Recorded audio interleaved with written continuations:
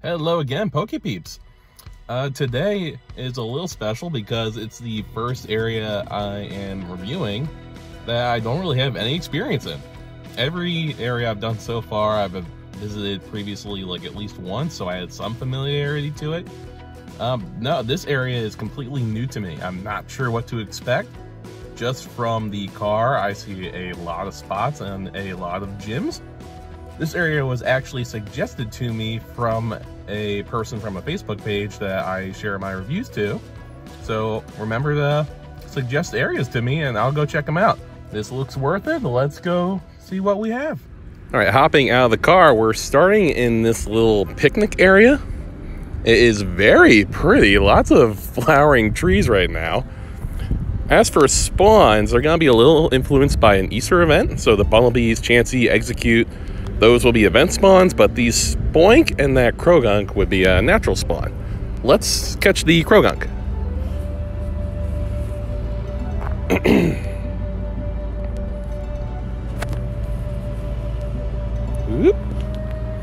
Yep, those trees are looking very pretty. We came at a very nice time.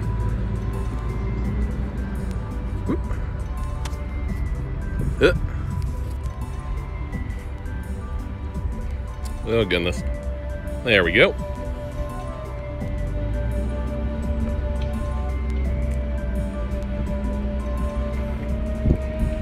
Alright, good catch. So Krogunk is a nestable Pokemon, so maybe this is a Krogunk nest. It is a very big park. But we just got here, so it's pretty hard to tell. Could also be Spoink as a nest.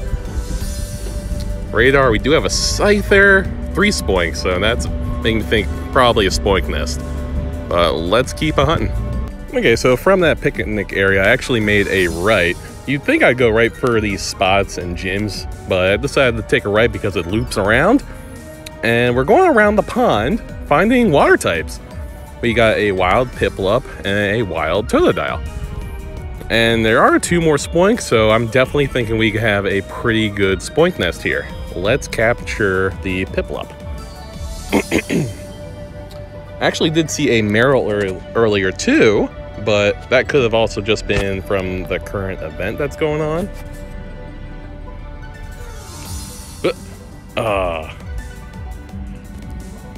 But still a water type around a pond.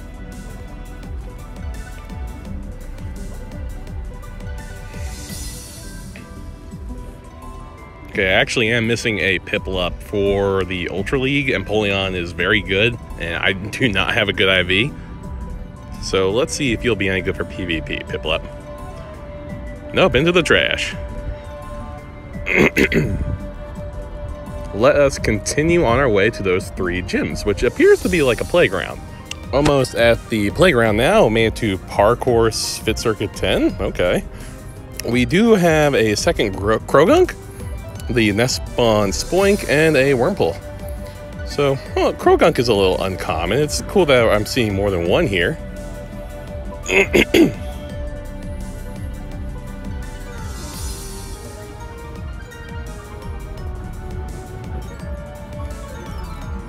Oh, it is Weather Boost. Made it to the playground, and honestly, not too much to talk about here besides the 3 gyms and Pokespots. Plus a little mining together, that's kind of neat. There's the spawn Spoink. But, you know, I would expect a lot more spawns to be around here. A Sudowoodo, that's natural for sure. Yeah, okay. It's good to take the gyms, I suppose, but as for hunting wilds, move along. Just a little further ahead of the playground, we did get 2 good grass-type spawns, a Bayleaf and a Cottony. Let's see the Cottony. I just made a PvP video with Whimsicott, so go check that out. It's surprisingly strong.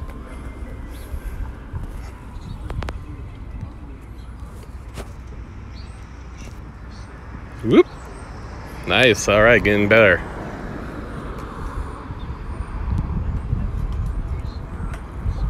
Alright, yeah, so far it's a very nice looking park with a fair amount of spawns.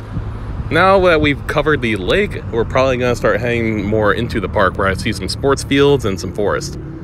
Instead of heading toward the forest, I've headed toward like the very open fields.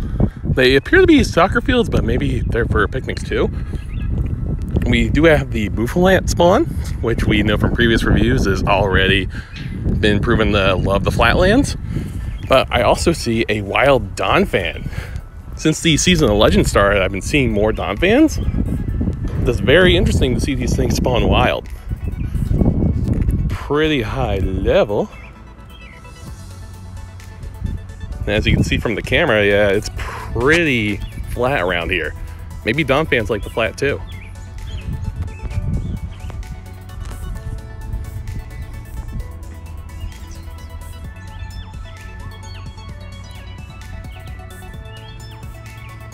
All right, AR is working pretty nice for us today. It did glitch out once so far. Pretty so-so. I think we're gonna move along in that direction. A couple more spots and gyms. Let's roll. We've made it to the Durant's Woods Picnic. Well, okay, Durant. Probably not the Pokemon, but how specific? That's not the word. Well, whatever. There's a timber raid there, but the spawns around are pretty average. Fletchling and cottony. More foresty spawns. The big field where I caught donphan was right over where that Pikachu was. I did a big lap. Not too many spawns on that path. I am going to do this timber raid. I'll see you guys in a bit. I've made it to an area with a lot of sports fields. There's a tennis court and what also appears to be a soccer, track, football court. Pretty interesting. Back here, the spawns are not out of the ordinary with Starly and Wurmples. Yep, there's our nest spawn, Spoink. This is a pretty good nest. Not quite up the vet standard so far. Go check out the vet's review if you don't know what I'm talking about. But it's still not bad. So, all right, we are under the Tulip Tree Gym. Now leaving the plains area and heading more toward like the foresty area. We do have a wild drillbur spawn. Let's AR capture that drillbur. Now, drillbur I think is still attracted to the flatland possibly, not so much the forest, but let's still look around, see what else we find, because I'm seeing other things like Tangela on the radar. Ooh.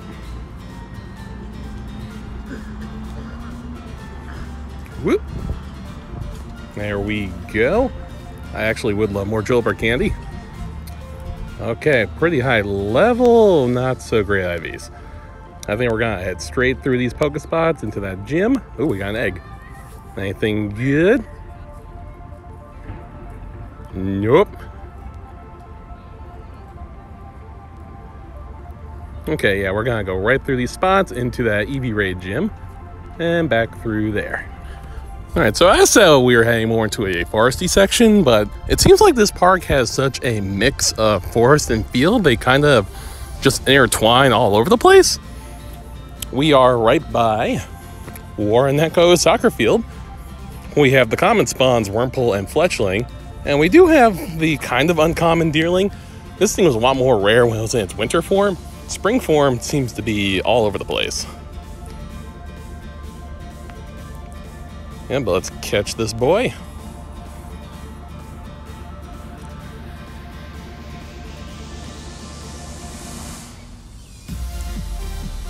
Okay, got the Deerling. Oh, that might be good for PvP if Deerling is a PvP Pokemon. Oh, and there's a Phanpy. Okay, kind of matches the donphan we just caught a little earlier.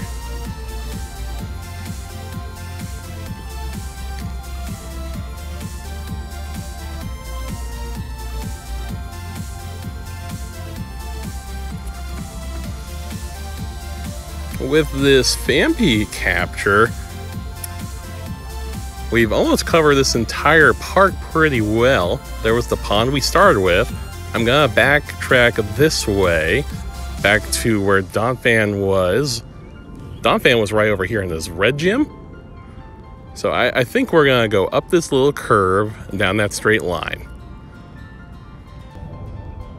All right, just a little further ahead, apparently the 7th baseball field of Warinanco. We have a wild Whismur and Hoppip. I've actually seen a lot of Hoppips here today. So very good area for Hoppips if that's what you're going for. Oop. I am seeing the spoink still quite a bit. So a pretty good nest here if the nest is something worth it.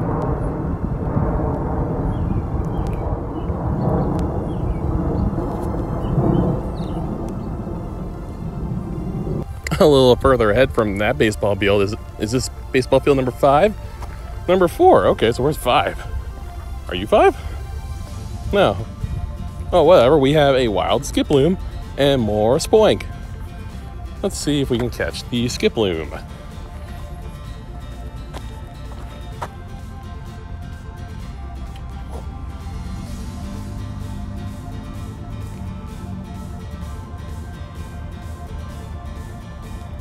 All right, nailed it. We're almost back to where we had caught that donphan. All right, here we go. We're kind of at the edge of where the forest meets the field, and we are seeing some forest spawns like this tangela. I saw tangela early on the radar, but it did not show up. It's good to see that the tangela are spawning here, one of the curliest Pokemon out there. I love using Tangrowth in PvP. I'm sure there's a video of me doing that somewhere. I'll include that card. Pretty blah. Moving along this way. We are back at the Henry Summers Chatfield Gym. That's actually where the donphan was caught. And here is a Phanpy and a Wooper, both ground type Pokemon. I think these ground types around here might be attracted to the flatland biomes. Since we already caught a Phanpy, let's AR capture the Wooper.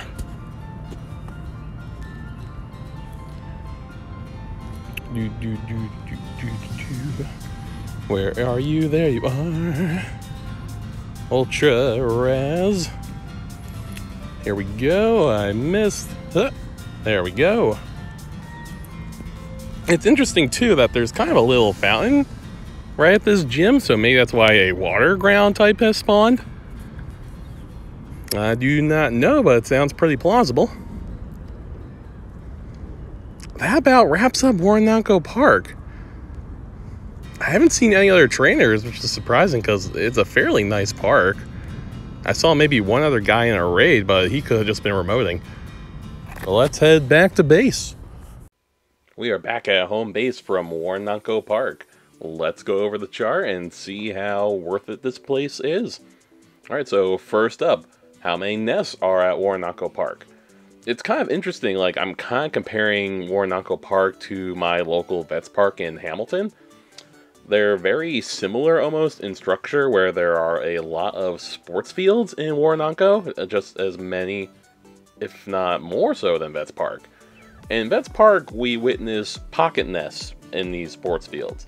There are tiny nests in Vets Park where there'll only be 2 or 3 spawns, but they're clearly the nest Pokemon. In Warinanco, I could not confirm any pocket nests. Maybe if I go there a little more often, I'll be able to distinguish between the natural spawns and the possible pocket nests there. What we can definitely confirm from going there just once, though, is that it is one big nest. Just like Vets Park has its main nest, Warinanco had a main nest, which was definitely spoink at the time. So, as of this recording, I can confirm one big nest at Warinanco Park, and the nest spawn is very frequent. You're going to see a lot of that main nest spawn. So, the biomes of Warinanco Park.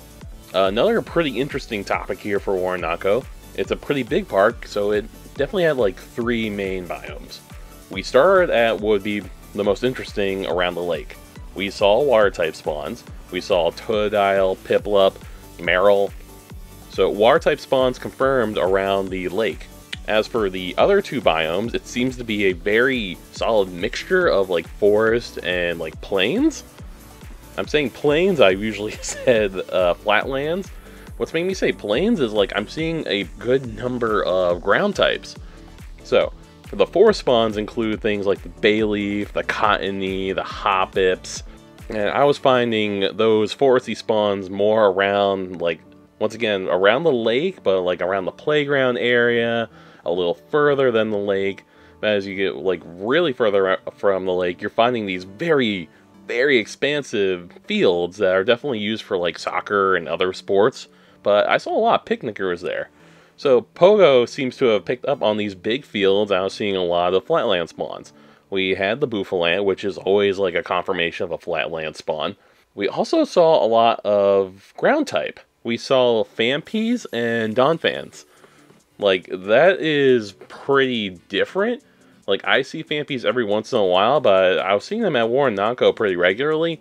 And then the Donphan was a big confirmation for, like, there's some ground type spawning here. We even got that Whooper, which was funny because it's a ground type, but also spawned near a fountain. So I wonder if Pokemon Go knows that there was a fountain there, so it kind of mixed ground, water, give them a Whooper. So like the three biomes would be like water, we had grasslands, and we had forests. So how many spawns are at Warinanco Park? Throughout the entire walk, they were pretty good. I wouldn't say like it was a flood of Pokemon spawns, but there was still a good number of spawns. When you go to Warinanco, you're gonna find plenty of Pokemon there. So it's not like extraordinary, but it was not bad either. It's definitely like worth the walk. So at Warinanco, should you come with items prepared? You know, I'm gonna say no. There were definitely quite a few Pokespots, quite a few gyms. My only concern is how spread apart they are sometimes, but they're not like extremely far apart. In Tyler State Park, where I previously reviewed, you would definitely have to come with items because the spots and gyms are very far apart. In Warinanco, they're not as far apart compared to Tyler, so I wouldn't really be worried about items. You're gonna be okay as long as you're not going like heavy on the Pokeball use. So Warinanco, nah, you can go and probably get some items and be just fine. So overall, is Warinanco Park worth a visit? For me personally, this was an hour-long drive. This was a area suggested to me by someone from a Facebook page, and I was like, of course I'll go. You ask, I will do. But for me, it was an hour away, and there are definitely areas closer by to me that I would deem possibly better. Even though the spawns were definitely different, if you're looking for an area with different spawns from your local area, Warinanco would be a pretty good option for you. But an hour away, maybe not so much. If you are within like a 30-minute radius of Warinanco Park, I would highly suggest going there, because it definitely did have a lot of spawns. It had some uniqueness. So Warinanco is definitely worth the visit if you're a local, if you're around the area. I would definitely go give it a visit. Thank you for joining me today at Warinanco Park.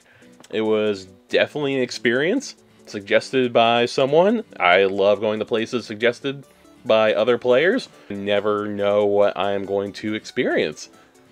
If you have a local park that you want to see reviewed here, just leave it in the comments. I'll put it in the list. Other similar areas of Warinanco I've reviewed before would be like Vets Park. If you haven't seen the Vets Park review, I would definitely suggest giving it a view. It's local to my area, but I highly suggest it to any player. It is very heavy on spots and spawns, lots of nests. Definitely swing on by. So that was my review of Warinanco. Leave a sub if you want to see more reviews. I'm also doing some more PvP videos. They've been getting quite a lot of attention, so if that's what you guys like, I'm going to be doing more of them. Thank you for joining me today, and as always, happy hunting.